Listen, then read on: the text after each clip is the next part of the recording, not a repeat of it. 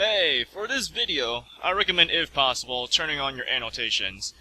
Since this is not a text guide at all, I can't really update it to have people see this, any changes that may come. So, if possible, please have your annotations not only to be able to click on the timestamps in the video if you'd like to, but also for me to be able to show you any edits and so forth in the annotations if there's any changes or mistakes that I've said. And without further ado, let's start the PvP guide. Okay, hello everyone! Welcome to this beginner/general PvP Crusader guide. So, let's just get started right away. For the pros and cons for a Crusader, you are very tanky, as expected of a Crusader. You have plate armor, which gives you a lot of physical defense. You have plenty of heals, and you have buffs in which you can increase your physical and magical defense. However, you are also pretty slow because of that. For some reason, even though you wear plate armor and you have a mastery for it, you still get some reduced speeds. So you are going to be a little bit slower than a lot of other people. Not really too much to worry about, once you start getting a bunch of your speeds up. Like, at high level PvP play, you'll be pretty fast just like everyone else, but you are going to be somewhat slow in the beginning. You are pretty good against melee classes. You do have, like I said, a lot of physical defense. You do have Live Divinity, which will definitely shoot you from a lot of melee attacks. What you have trouble against is ranged and magic classes. This is especially troublesome if you're fighting a class that has both. So, like, a weapon master is alright. He needs to get close up and personal. A ranger is a little bit more troublesome because it's like, yeah, he does get somewhat up close, but he also has some range skills. And Ellie is like one of your worst nightmares ever, because not only do they fight pretty far away, they have all their skills to keep you away. They are magic, so Live Divinity is not going to help you at all. You need to be able to get close to them to be able to damage them. So magic and range classes are your worst enemies, especially when it's both magic and range. But besides that, let's go into the equipment. So equipment in this case is a little, well, I wouldn't say too unexpected. It's kind of what you would expect. You have your tiers, you have your chronicles, your rares, your uniques, and, legendaries, legacies, epics. How PvP treats equipment is like so. You have rares, which are then beaten by chronicles, which are then beaten by uniques, beaten by legacies / legendaries, and beaten by epics. And if we look into the equipment, DFOpedia right here, let's just look at armors for a second. Let's look at PvP tops, and let's look at level 70 stuff. So you'll notice that for a level 70 Magisteel Rare top, you have the movement speeds 2.3%, elemental resistance +7, evasion rate, so on and so forth, hit rate.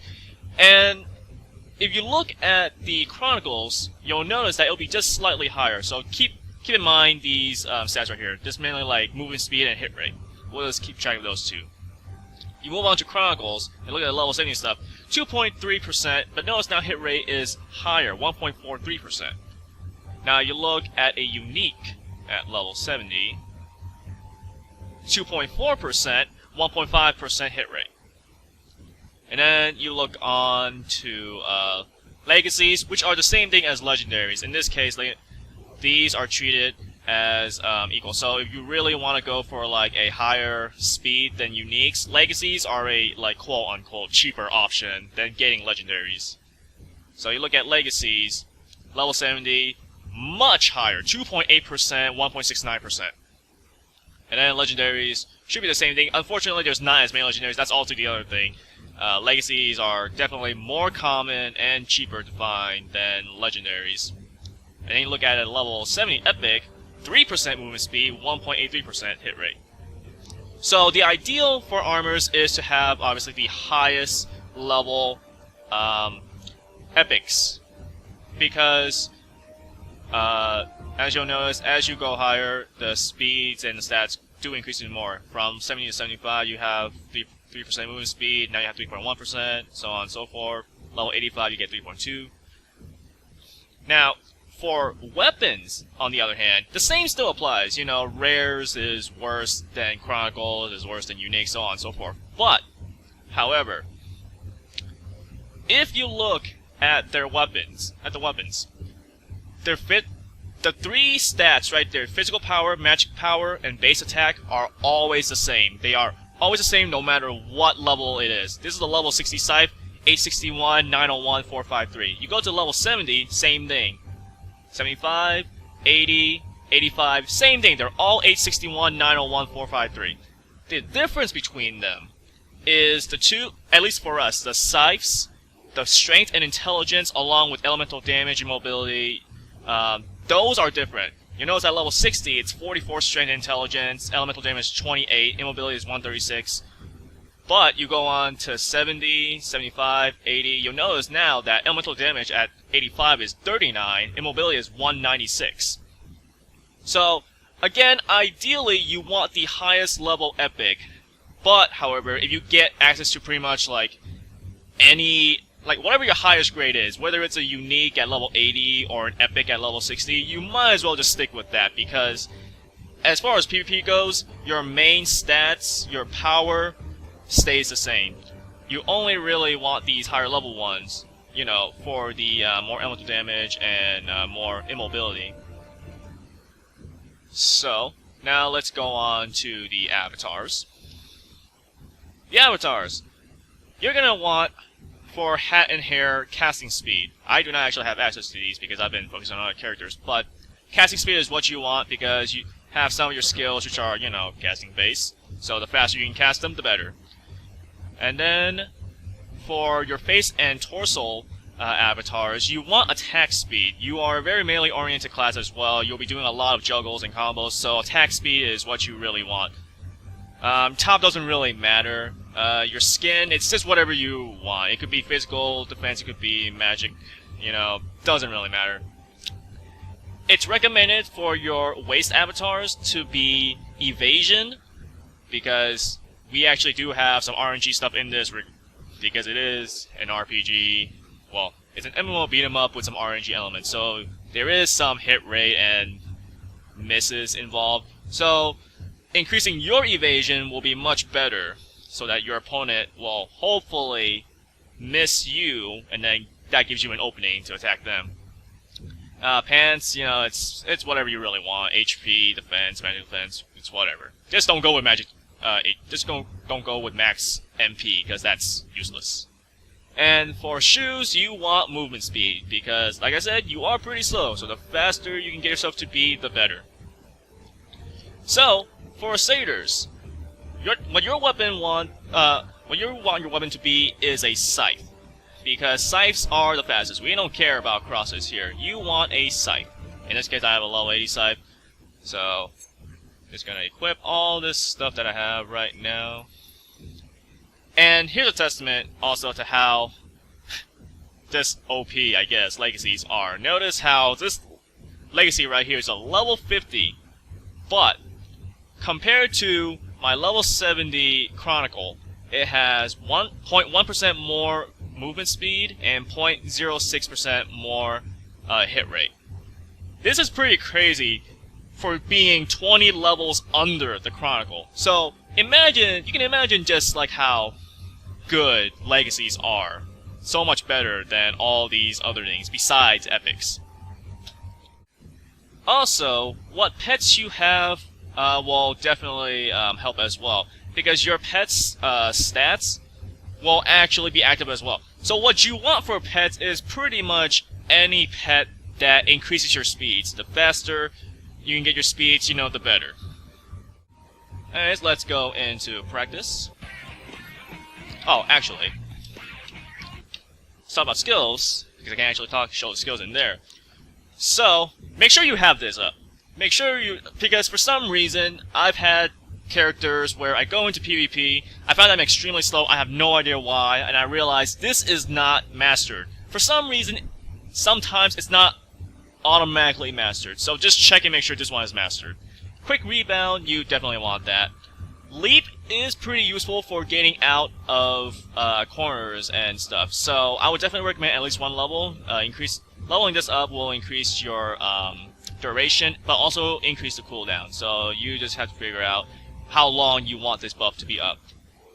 Ancient Memory is not really used for the intelligence buff. It's mainly used as a substitute, as a scapegoat for mages who have disenchant. Hopefully, when they disenchant, they won't disenchant your main buffs, but instead disenchant your Ancient Memory. Indomitable Spirit. This is a good move to have, but it is an all or nothing skill. You either get this or you don't. I recommend you max it because you do have some skills in which you do need to cast, and this makes it so that when you are casting stuff, while that casting bar is still there, you do not get hit at max. So you basically have super armor, as it says right here. And it's also, in conjunction with Ancient Memory, it's a good way to actually activate that super armor. So let's go into your regular skills now. You have Smasher. Smasher is a good move I recommend. Well, I mean, you already have it anyways. But this will be basically your combo ender, your giant weapon launcher. Every class is pretty much going to max their launcher skill. The higher you level up, the higher the enemies get launched. You definitely want this. Strike is a good skill to have, and I would recommend a max because, as you know, I noted, there is some RNG stuff involved, so you definitely want to increase your hit rate as much as possible, just so you miss less. Slow heal is pretty good because, as I've said, you are one of the few classes that actually have access to heals, so it's why you're so tanky. You can just heal up and you can stay in the game longer. Lucky Straight Punch is a skill that will move you the same distance no matter what, pretty much. Even if you're slowed down to a crawl, you're stuck in an Exo's aura that slows you down, you can pretty much use this skill and travel the same distance. So it's basically a good damage move, and it's a good move to get closer to people as well as getting away from them. Cure, I have it maxed just to cure, abnormal statuses. I don't believe you'll actually be getting to too many abnormal statuses, because that's mainly going to be coming from, like, brawlers and such. But I have it, anyways, because it's not really that expensive, and it's like, you never know. You might die to, like, a poison tick or a bleed tick or something like that, and that's pretty embarrassing. So, I mean, it's pretty cheap. I got it maxed, so, I recommend it, but that's all on you, I guess. Second Uppercut. This is a definite must max. This is a combo staple, basically. You need this to be able to do your combos. The higher you have it leveled, the higher the enemy is launched. And trust me, you want this to be really high, maxed, as I've said. Furious Grab, it is a decent skill for you to throw, I guess. I don't really use it too much. Maybe some others use it more, but for me, I do have a hotkey. I do use it occasionally, but I don't use it a whole lot. Okay, so then you go into your buffs right here. You do not really need your buffs. They're like decent. Like I said, they're decent scapegoats, I guess, for mages to have like your actual buffs. But they're not necessary. You could use them to increase your damage, but you can also just do plenty of damage when you're comboing.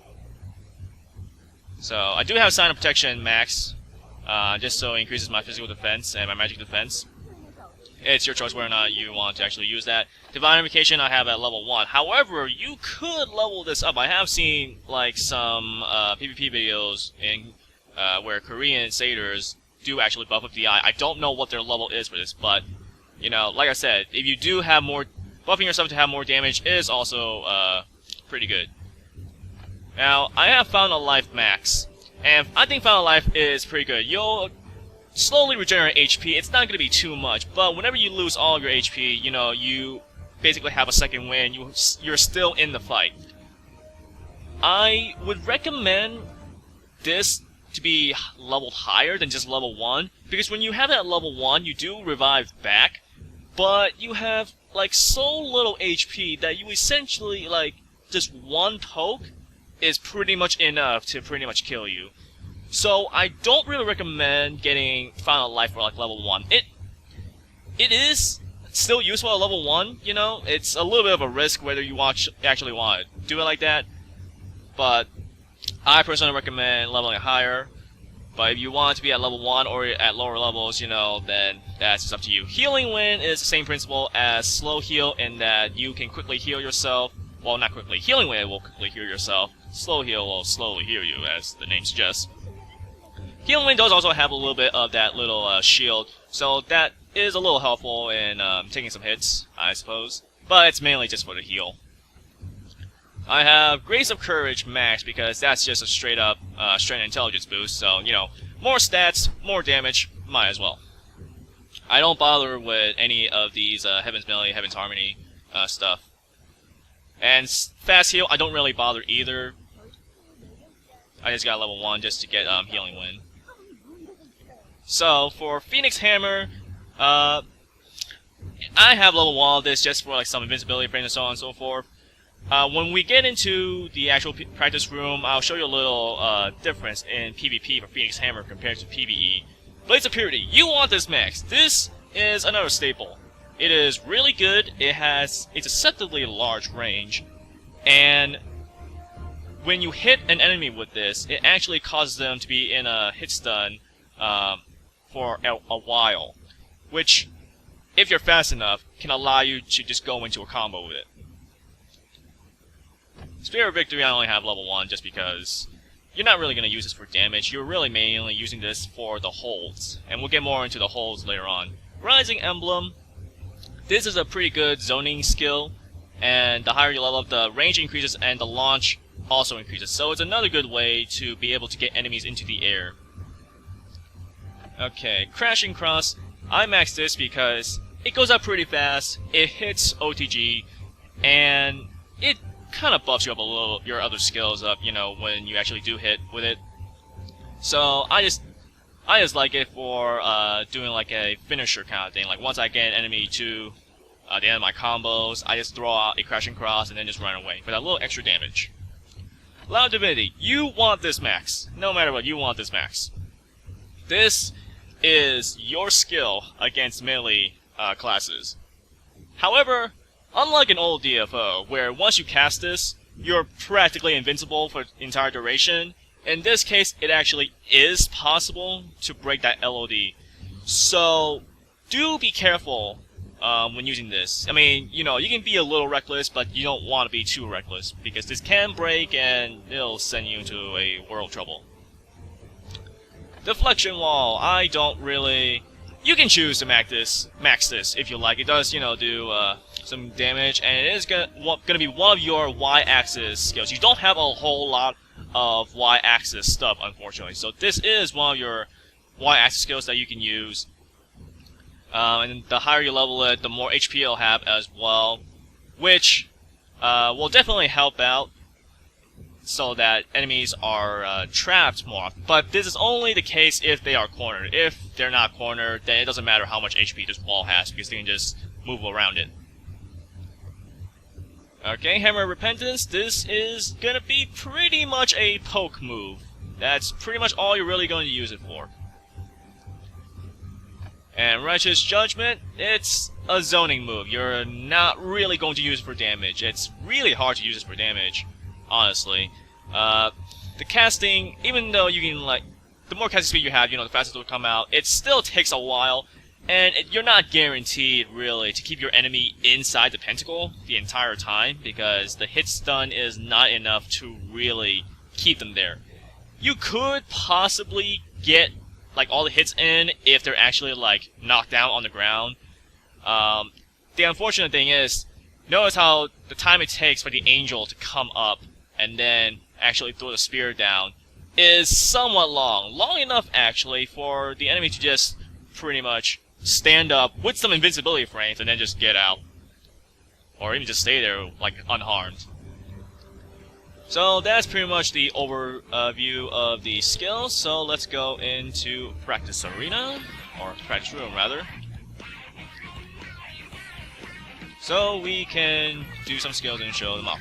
So, as I said before, Phoenix Hammer. In PvE, when you do Phoenix Hammer, you saw, if you remember from the video, you stayed on the ground for a little while and then you take the weapon up. In PvP, notice how that animation is much faster. In regular PvE, you would never be able to do it this fast. You go down, and then you spend like half a second, or like something like close to that, picking your weapon up, and then you're pretty much a sitting duck, you know, while that's happening. However, in PvP, that animation is much faster, allowing you to basically, if you're fast enough, to continue doing some combos. Okay, so that's a little different between Phoenix Hammer. So, let's go into just some good old combos. Most of your combos are going to be juggles. You do not have a whole lot of options for OTG stuff.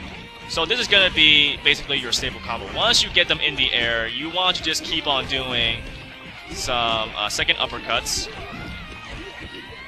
along with GWLs. How you do the second uppercut is you basically you go into a running animation, and then what I do is I just simply move up and down.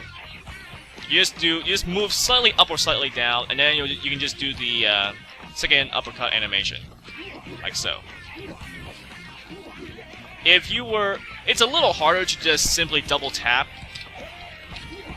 and in fact, double tapping most likely will send you forward, which is not what you want. So, dash, move up or down, and then just follow up with a GWL, and then just keep on doing a second uppercut. And this will pretty much be your stable combo. That's what you're mainly going to do, because once your enemy is on the ground, there's not much you can do. You only really have deflection wall, crashing cross, and that's essentially it.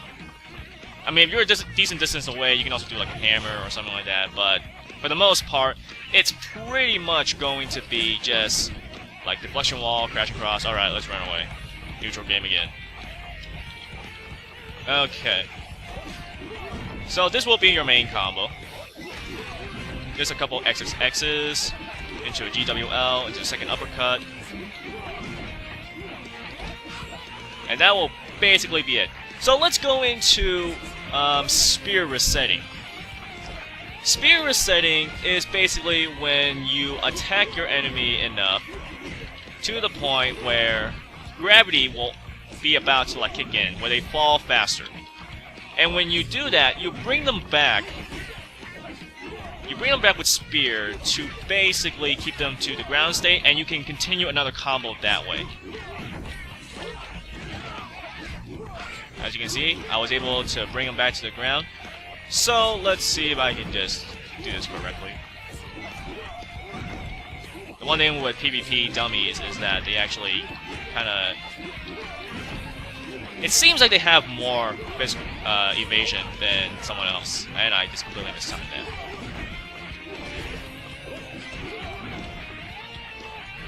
Let's actually just buff me up below this so I can do more damage.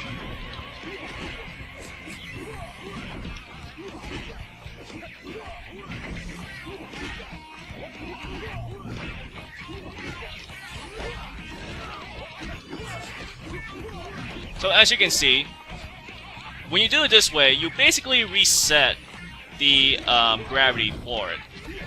Because obviously you cannot do this forever. You do this too much, you know, you're just gonna... their opponent's just gonna fall to the ground faster. You can't keep up your combo. So you want to combo your opponent to the point where they will be almost about to fall fast.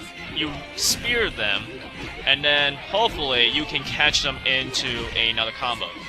The problem with that is that you do need to be able to time it correctly, not just with the spear stuff, but in just trying to get your rest of the combo off, because once you get your spear in, and you're going to want to Lucky Straight Punch into it as well. The problem is actually connecting the rest of your hits and making sure that your opponent does not have a chance to attack while you're doing that. That's usually actually fight.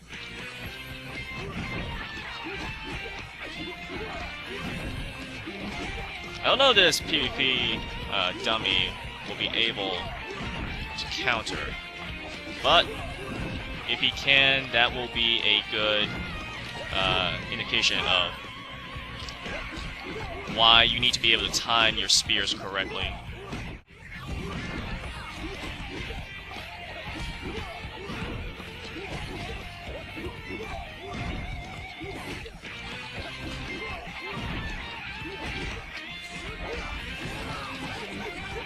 See, there's an example of having to really time your spears perfectly, because otherwise your opponent will be able to counter you, even though you were able to spear them on their juggles.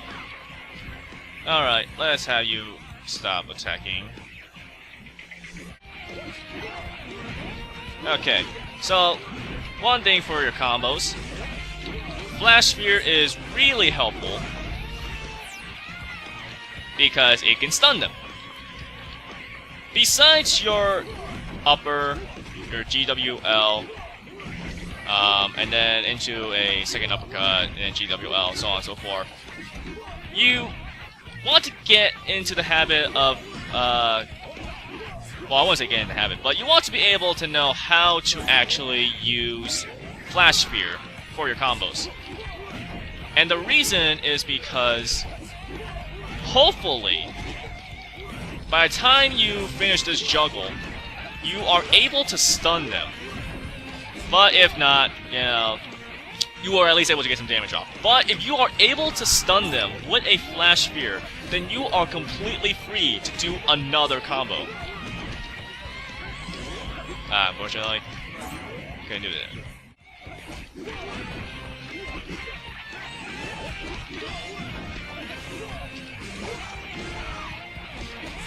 And that's another showing of Spear resetting in action. Spear will definitely help you out for getting those Flash Sphere stuns. And another thing with Spear resetting is this. Notice how whenever I hit them, they get into a hold animation, right? But they're standing up. They're not just getting held, you know, they're just not getting stuck on the ground. Like, they are actually standing up.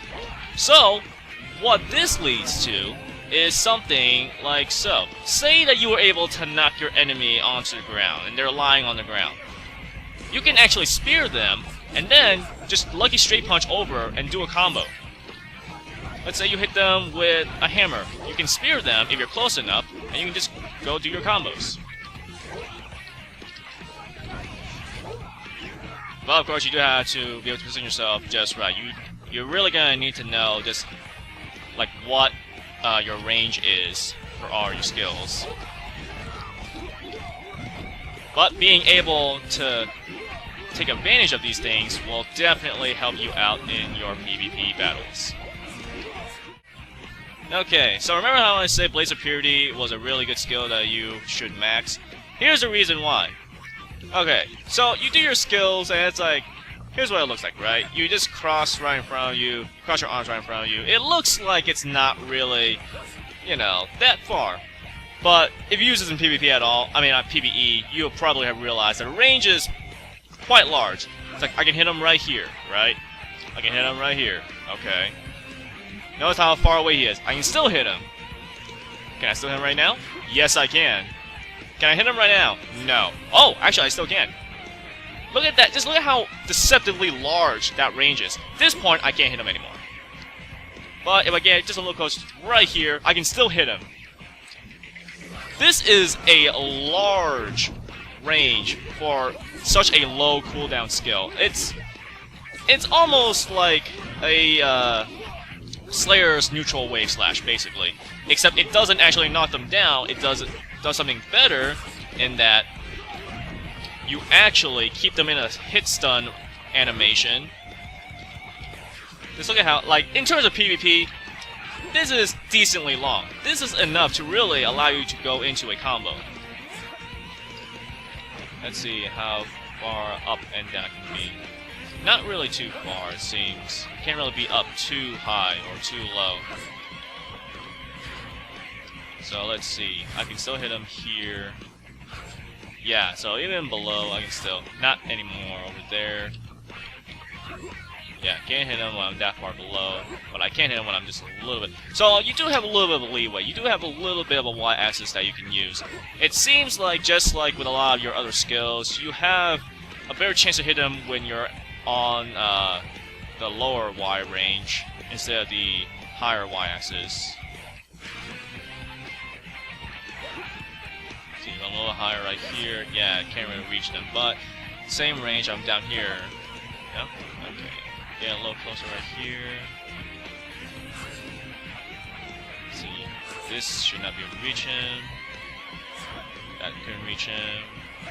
That can reach him. So yeah, just knowing what the range is for your Blades of Purity is gonna really help you out.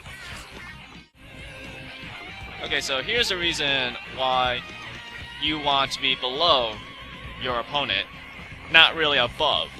And the main reason is because of Giant Weapon Launcher.